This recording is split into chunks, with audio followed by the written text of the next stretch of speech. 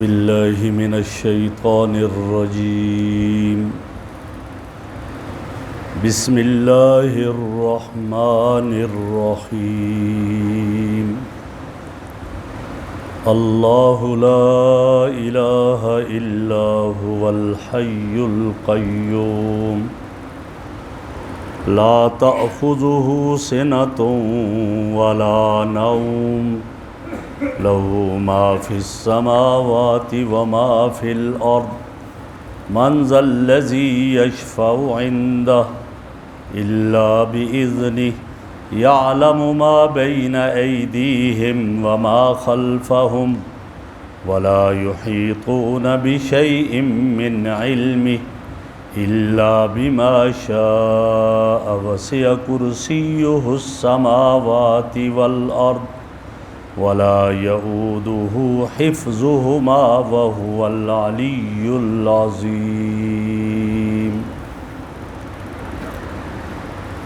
اللہ لا الہ الا ہو، اللہ کے سوا کوئی معبود نہیں، الا ہو مگر وہی معبود ہے، الحی زندہ ہے، القیوم قائم رکھنے والا ہے، لا تأخذہ سنۃ ولا نوم نہیں پکڑتی اس کو اونگ اور نہ نیند، لہو ما فی السماوات وما فی الارض اسی کی ملکیت میں ہے جو کچھ آسمانوں میں ہے اور جو کچھ زمین میں ہے، من ذا الذی یشفع عندہ کون ہے جو سفارش کرے گا اس کے سامنے، الا باذنہ اس کی اجازت کے بغیر، یعلم ما بین ایدیہم وما خلفہم جانتا ہے جو کچھ ان کے سامنے ہے اور جو کچھ ان کے پیچھے ہے، ولا یحیطون بشیء من علمہ اور نہیں احاطہ کرتے کسی چیز کا اس کے علم میں سے، الا بما شاء مگر جتنا وہ چاہے، وسع کرسیہ السماوات والارض اس کی کرسی وسیع ہے آسمانوں اور زمین سے، ولا یؤودہ حفظہما اور نہیں تھکاتی اس کو حفاظت ان کی، وہو العلی العظیم اور وہ بلند تر اور عظمت والا ہے۔ میرے محترم بزرگوں اور دوستو، یہ آیت قرآن کریم میں اس کو آیت الکرسی کہا جاتا ہے، اور آیت الکرسی اس کو اس لیے کہا جاتا ہے کہ اس میں کرسی کا ذکر ہے، وسع کرسیہ السماوات والارض، اس لیے اس آیت کا نام آیت الکرسی ہے۔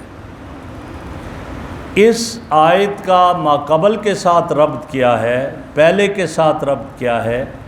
کل کے درس میں گزرا تھا مال کے خرچ ہونے کا، اور اس سے پہلے جان کے خرچ ہونے کا تذکرہ ہوا تھا۔ جہاد، اور جہاد میں آدمی کی جان بھی لگتی ہے اور آدمی کا مال بھی لگتا ہے، تو جب جہاد کے لیے جان اور مال قربان کرنے کا ذکر ہوا تو ظاہر ہے کہ ان دو چیزوں کی قربانی کب قبول ہوگی؟ اس وقت ہوگی جب آدمی کا ایمان صحیح ہوگا، اور جب آدمی کا عقیدہ توحید پر ہوگا تو پھر اس کی جان قربان ہوئی، اس پر بھی اجر ہے، اللہ کے ہاں قبول ہے، مال قربان کیا پھر اللہ رب العزت کے ہاں قبول ہے۔ تو گویا اعمال کا دار و مدار عقیدہ پر ہے، اگر عقیدہ درست ہے تو سارے اعمال درست ہیں، اور اگر عقیدہ درست نہیں ہے تو کوئی عمل قابل قبول نہیں ہوگا۔ عقیدہ توحید کے بغیر پہاڑوں کے برابر وہ اعمال کر لے، وہ سارے کے سارے اعمال ضائع ہو جائیں گے۔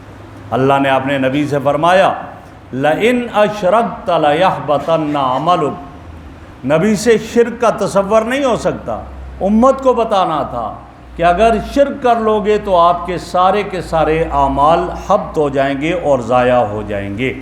تو گویا بتا دیا کہ جان کی قربانی اور مال کی قربانی جب معتبر ہے کہ جب آدمی کا عقیدہ درست ہو، جب آدمی کا ایمان درست ہو، اور یہ آیت الکرسی اس میں عقیدہ اور ایمان کا تذکرہ ہے۔ اور اس کا خلاصہ یہ بیان کیا گیا کہ اس آیت الکرسی میں اللہ رب العزت کی ذات اور اس کی صفات کی توحید کا بیان بڑے عجیب و غریب انداز میں ہوا ہے۔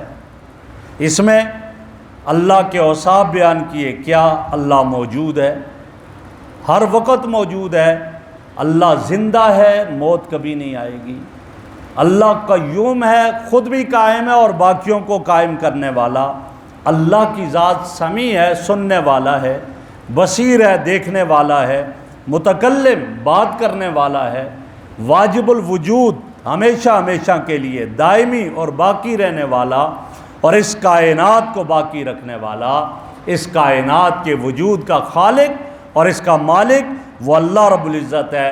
اس میں جو تغیرات آئیں اللہ ان سارے تغیرات سے مبرہ اور منزہ، اور اللہ پر کوئی چیز بھی اثر انداز نہیں ہو سکتی، یہاں تک کہ اللہ پوری کائنات کا مالک ہے۔ اللہ رب العزت وہ صاحب عظمت اور جلال ہے، اس کے سامنے کسی کو بولنے کی جرت اور کسی کو بولنے کی ہمت نہیں ہے جب تک وہ اللہ اس کی اجازت نہ دے۔ اور اللہ رب العزت کی ایسی قدرت کاملہ اور اس کا مالک ہے کہ سارے عالم اور اس پوری کی پوری کائنات کو باقی رکھنے والا وہ ذات ہے، اس کائنات کو بنایا اور وہ کبھی تھکتا نہیں ہے، اور اس کا علم ساری چیزوں کا احاطہ کیے ہوئے ہے، وہ ذات اللہ رب العزت کی ذات ہے۔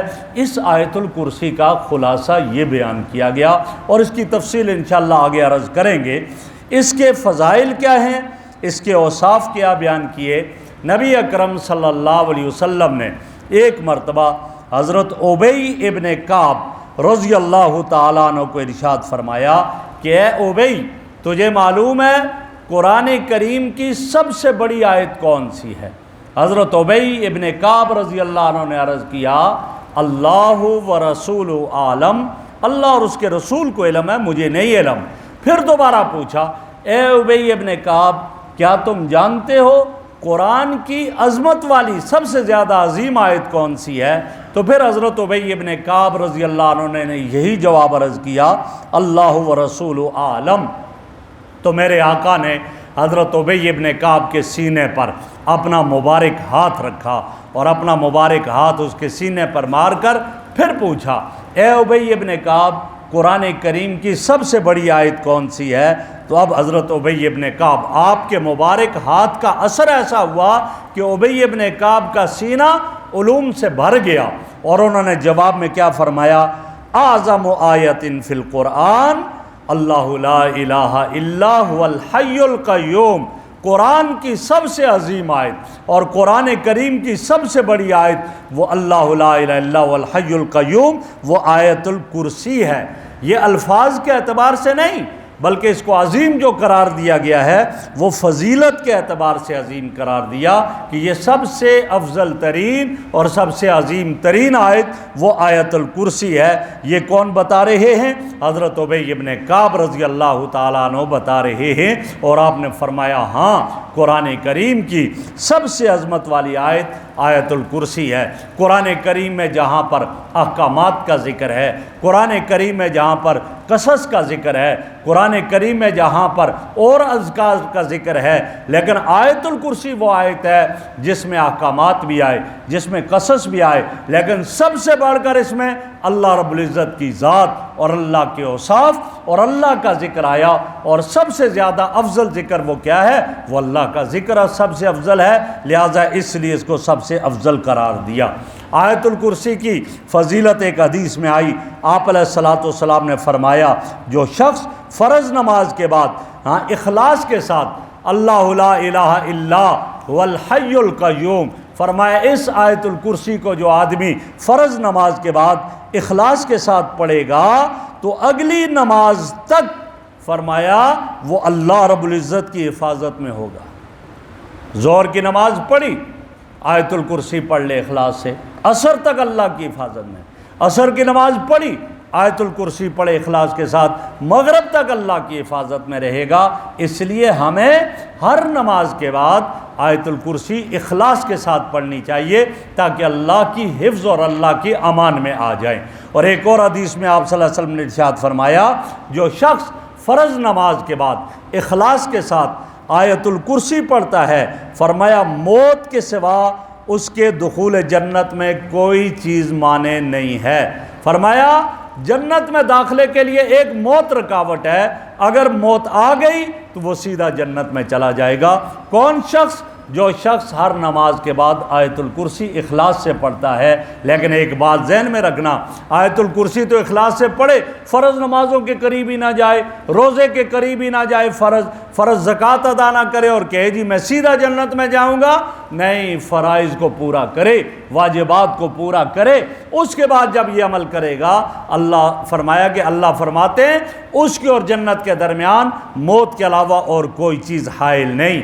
آپ صلی اللہ علیہ وسلم نے فرمایا جو شخص آیت الکرسی پڑھتا ہے، جس گھر میں آیت الکرسی پڑھی جاتی ہے، فرمایا اللہ رب العزت اس گھر سے شیطان کو دور کر دیتے ہیں اور شیطان کو اس گھر سے اللہ رب العزت بھگا دیتے ہیں۔ اور جس گھر میں آیت الکرسی پڑھی جاتی ہے، فرمایا کہ اس گھر میں جادو نہیں داخل ہوتا، اس گھر میں فرمایا کہ ان لوگوں پر جادو نہیں آتا۔ تو یہ یہاں تک اس کا ارشاد فرمایا۔ اور آپ علیہ السلام نے حضرت علی رضی اللہ عنہ سے فرمایا یا علی علمہا ولدکا، اپنی اولاد کو آیت الکرسی سکھا دو، وَأَهْلَكَ وَجِيرَانَكَ، اپنے گھر والوں کو، اپنے پڑوسیوں کو بھی آیت الکرسی سنا دو۔ اور فرمایا سکھا دو، فما نزلت آیت اعظم منہا، اس سے بڑی آیت کوئی اور نہیں اتری ہے، فرمایا یہ سکھا دو ان کو، لہٰذا اس کا اہتمام کرنا چاہیے۔ اور ایک اور روایت میں آتا ہے آپ علیہ الصلوۃ والسلام نے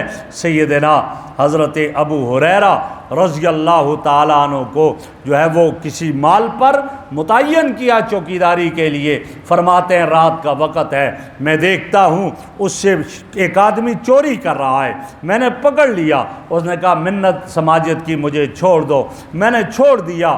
اور دوسری رات پھر آئی، پھر دوبارہ چوری کر رہا ہے، میں نے پھر پکڑ لیا، پھر منت سماجت کی کہا چھوڑ دو، میں نے چھوڑ دیا۔ اب جب تیسری رات آئی، پھر چوری کر رہا تھا، میں نے پکڑ لیا اور کہا آج تو تجھے نہیں چھوڑوں گا، اور آج تو تجھے میں حضور صلی اللہ علیہ وسلم کے پاس لے کر جاؤں گا، کیونکہ وہ انسانی شکل میں تھا۔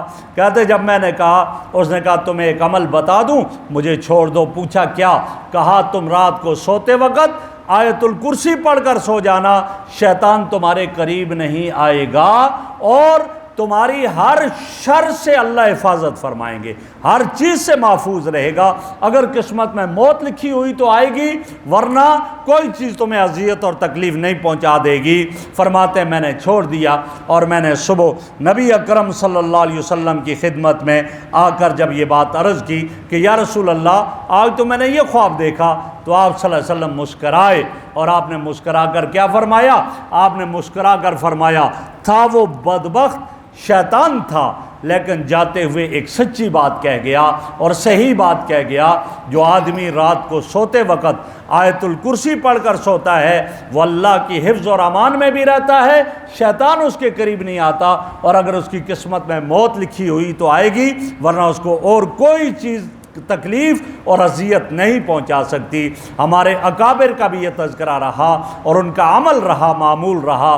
حضرت مولانا عبداللہ درخواستی رحمہ اللہ، حافظ الحدیث جنہیں کہا جاتا تھا، شیخ التفسیر جو تھے، وہ ان کا یہ فرمانا تھا آپ سفر پر نکل رہے ہو، سفر پر نکلتے ہوئے آپ آیت الکرسی پڑھو۔ بعضوں نے 7 مرتبہ کا ذکر کیا، بعضوں نے 10 مرتبہ۔ آیت الکرسی پڑھ کر اوپر پھونکو، دائیں پھونکو، بائیں پھونکو، نیچے پھونکو، آگے پیچھے پھونک کر فرمایا چلو اللہ تمہیں حادثے کی موت سے محفوظ کرے گا۔ اپنے گھر سے نکلتے ہو، گھر سے نکلتے ہوئے آیت الکرسی پڑھ کر کے اپنے گھر کا حصار کر لو، اللہ رب العزت اس گھر کی حفاظت کرے گا۔ اپنی سواری پر یہ پڑھ کر کے پھونک مار لو، اللہ اس کی حفاظت کرے گا۔ رات کو سوتے وقت اپنے بچوں پر آیت الکرسی پڑھ کر دم کر لیا کرو، اللہ ان کی حفاظت فرمائیں گے۔ اور پھر صبح اٹھتے ہوئے آیت الکرسی پڑھا کرو۔ ہم تو اٹھے موبائل پر چڑھ جاتے ہیں۔ میرے آقا صلی اللہ علیہ وسلم کا ارشاد ہے، آپ علیہ الصلوۃ والسلام نے فرمایا میرا دل چاہتا ہے میرے امتی کے دن کی ابتدا سورہ یاسین کی تلاوت سے ہو۔ کتنا خوش قسمت وہ گھرانہ ہے، صبح اٹھیں اٹھتے ہی دن کی ابتدا کس سے ہے؟ نماز پڑھی اور نماز کے بعد آیت الکرسی پڑھی، پورا دن خیر میں گزرے گا، پورا دن حفاظت میں گزرے گا، اور پورا دن امن اور سکون میں گزرے گا۔ اور جو اٹھے ہی 10 بجے، نہ نماز نہ اور کچھ، 10 بجے اٹھا، ناشتہ کیا، پہلی نظر موبائل پر دوڑائی، اب پورا دن جھگڑوں میں گزرے گا، لڑائیوں میں گزرے گا، گالیوں میں گزرے گا۔ اس لیے اس کا اہتمام کرو، صبح فجر کے بعد جو ہے آیت الکرسی کا اہتمام کرو، پڑھا کرو، سورہ یاسین کا اہتمام کیا کرو، سورہ یاسین کو پڑھا کرو، جس سے اللہ خیریں اور برکتیں عطا فرماتے ہیں۔ تو یہ آیت الکرسی ان میں سے ہے، اتنی عظمت والی آیت ہے، اس آیت کا اہتمام ہو اور اس کا ورد کیا جائے اور اس کو پڑھا جائے۔ اللہ رب العزت مجھے اور آپ کو عمل کی توفیق عطا فرمائے۔ الحمدللہ رب العالمین والعاقبۃ للمتقین والصلاۃ والسلام علی رسول محمد وآلہ وصحبہ۔ سبحانک اللہم وبحمدک، نشہد ان لا الہ الا انت، نستغفرک ونتوب الیک، نستغفرک ونتوب الیک۔ یا حی یا قیوم برحمتک نستغیث، اصلح لنا شاننا کلہ ولا تکلنا الی انفسنا طرفۃ عین۔ صلی اللہ تعالی علی خیر خلق محمد وآلہ وصحبہ اجمعین برحمتہ۔